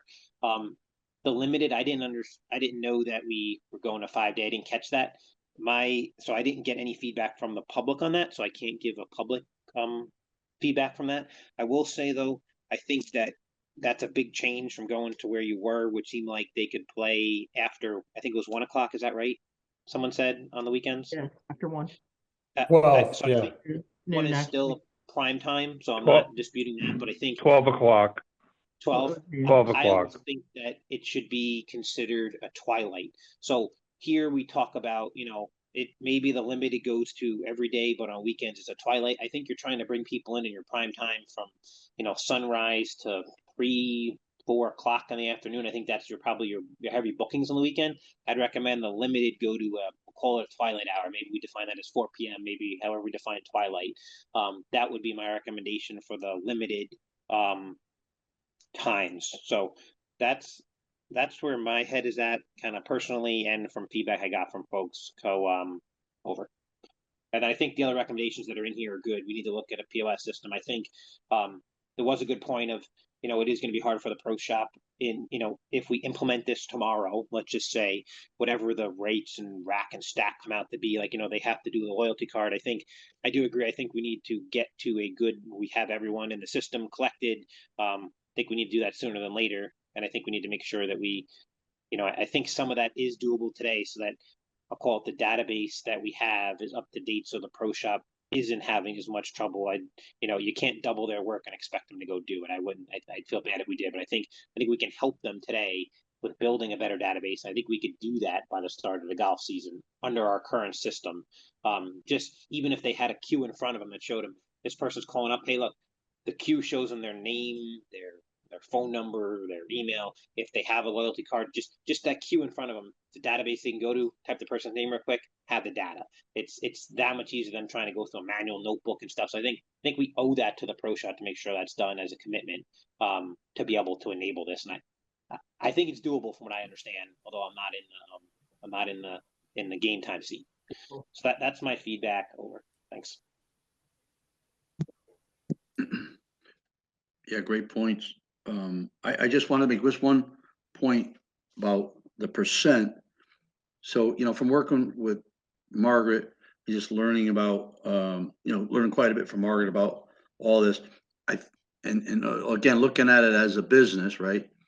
You can't really get too hung up on the percent, because you got to be able to back into the end result first, right? Because the course has to generate more revenue. So then you've got to make adjustments accordingly. You can't just go, okay, we're going to go up, whatever, 7.5% across the board. Well, when you roll the numbers out, you come up short. So you got to go deeper and try to reflect it so it's equitable across all the different, and I'm talking mainly season passes. I agree 100% with the greens fee chart, by the way, that Margaret's showing now. But you got to you got to keep tweaking the numbers until you get the desired result. Otherwise, we bumped it up and we didn't really get anybody too upset, and we went up 7.5%. But guess what? We're out of business, right? We didn't generate any money. We lost again. So it's a little bit of a tough pill to swallow. I get it. Hey, for anybody, again, like myself, you don't want to put out more money than you have in the past. For someone like me, I just retired. So, I have more time, but not necessarily more money. But when you look at the charts as Margaret presented, which was great, you looked at it and you got your options. Okay, I played this many rounds. It makes more sense for me not to have a season pass, or no, it makes sense for me to have a season pass. And I think you're still going to come out in pretty good shape in terms of your cost per round. And that's even again, where Margaret and I differ is with, if we just talk about the adult pass, where she's recommending it was 22 or 23, right? In her column, and I'm saying 2. But so we differ there, but I still think even worst case, right? What Margaret has, you're still going to come out pretty good shape in terms of your cost per round. And remember, if you go to these other golf courses, some of them are expensive.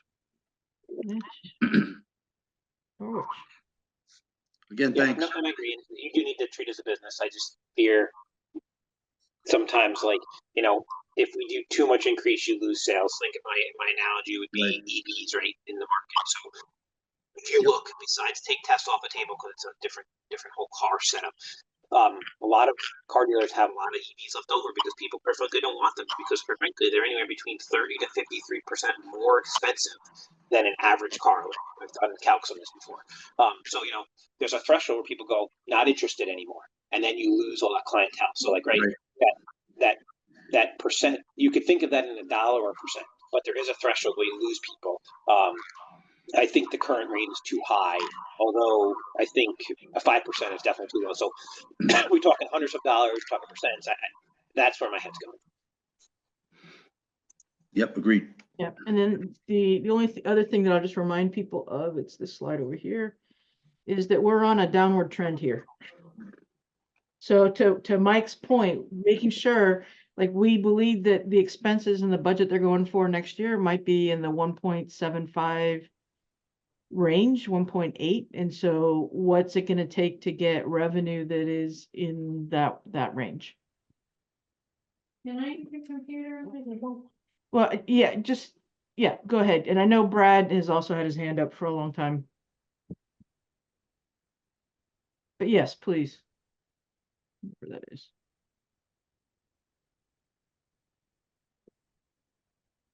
That is an alarming slide too, Margaret, about that trend. Yep. And just to make it clear, if we don't generate enough revenue to cover our expenses in the following year, it comes out of fund balance. And that is also the source that we're using for capital improvement projects. Yes. So we could be in a position, depending on how things go, where we don't have any more money for capital improvement projects.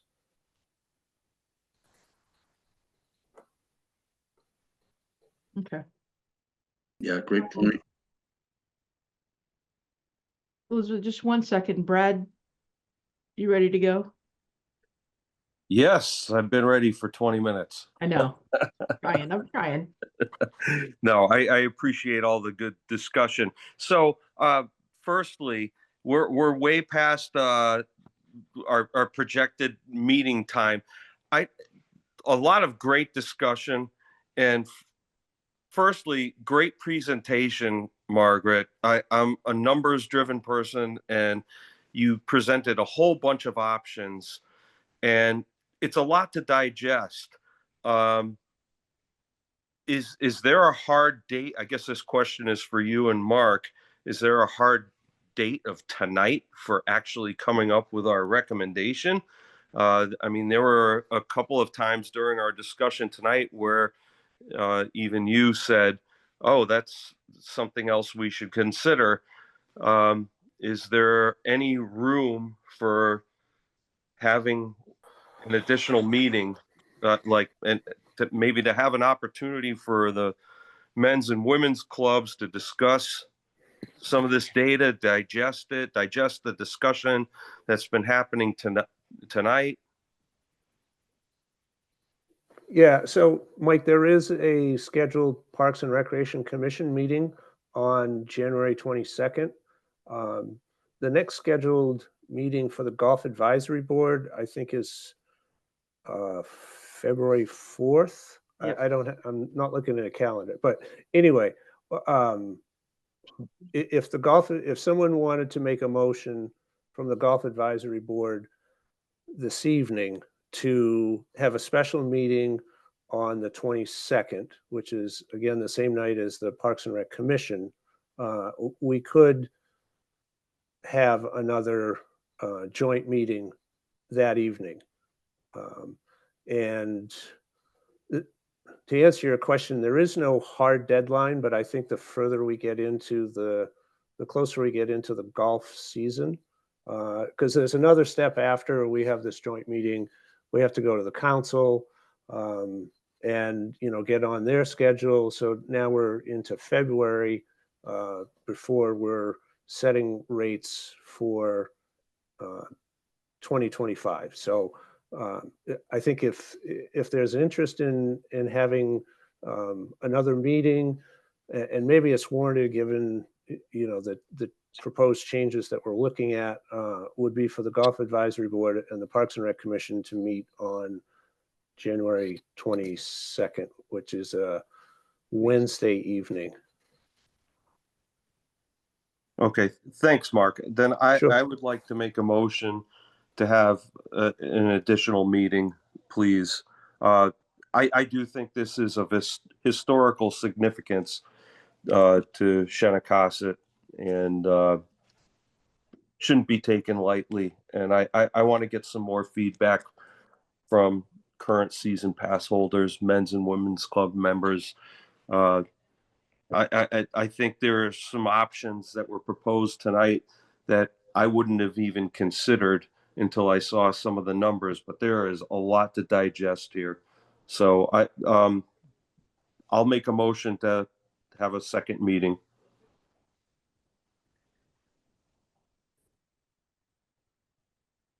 I'll second it. And then, yeah. Any discussion? Yeah, I'm fine with that, Mark. What I want to do though is I think we got to allow an hour for our meeting first. I think we have enough business to talk about in ours that we'd want to do it, either move our meeting up an hour or do this like an hour into it. That would be my only comment, Yep. but Okay. I'm okay with that. Okay. So those in favor, and I do want to give Elizabeth a chance to comment here too before we. But yeah, so all those in favor of a special meeting on the 22nd, time to be determined. Aye. Aye. Aye. Okay. Opposed? All right. So Mark will work towards that. Elizabeth, Yes, ma'am. I think you wanted Do you to, have a particular question, Margaret? no, did you have a particular comment or question? I thought I heard you. No, I've been muted, but I will simply say that I think that a plan to continue this meeting on the 22nd is a good idea. I think your presentation and the options you've selected make sense to me. I am also not a member. I do not play golf, so I have a different viewpoint, Yes. but I am a loyal member of the Parks and Rec Commission and a longtime resident. So this is a productive discussion, I think.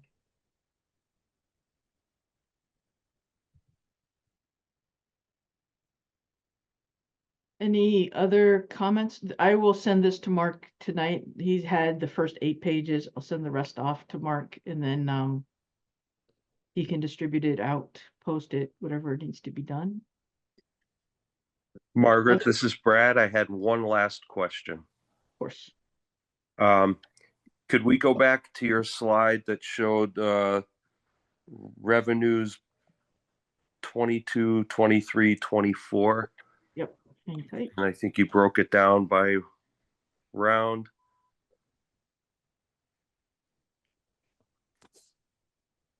Yes, that's the one. Thank you. Mhm.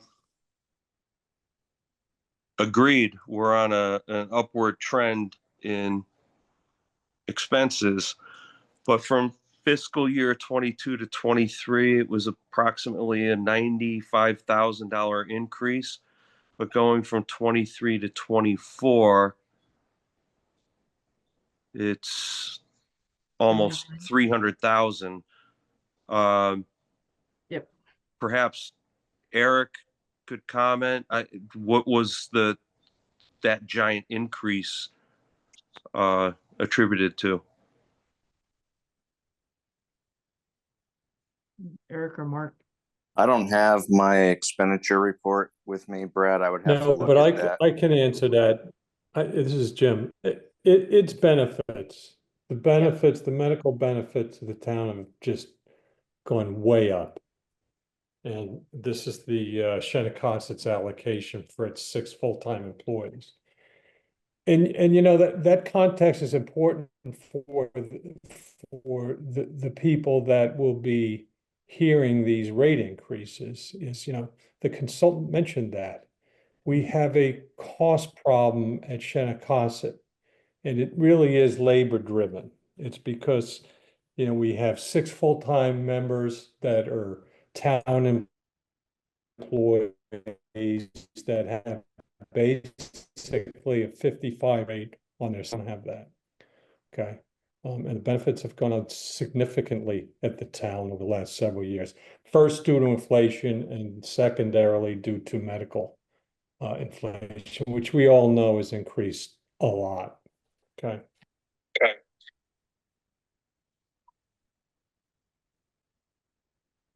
Got it. Thank you. So this increase that we're seeing from 23 to 24, you're saying is commensurate with what you've seen in other town positions?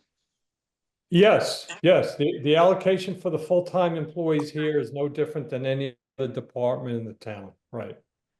They all get the same benefits package as full-time employees. Yep. Got it. Thank you.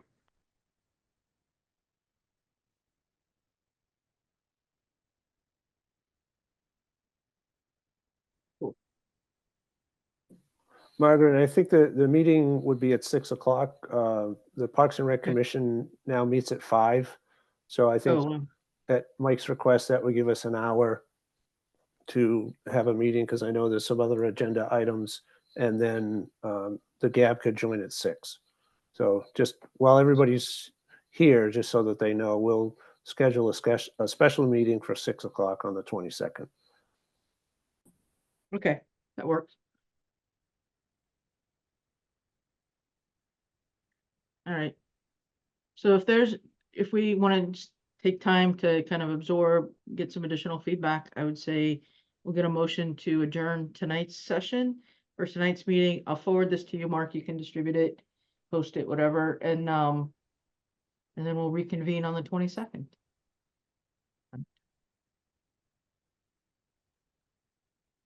Thank you all for your comments and your input, and that goes for everybody who's on the other side of the panelist fence. We're trying to listen, I promise. Okay, Thanks, Well- Margaret. thank you. Thank you. Thanks, have a Thank good you. night. Good night. Good night.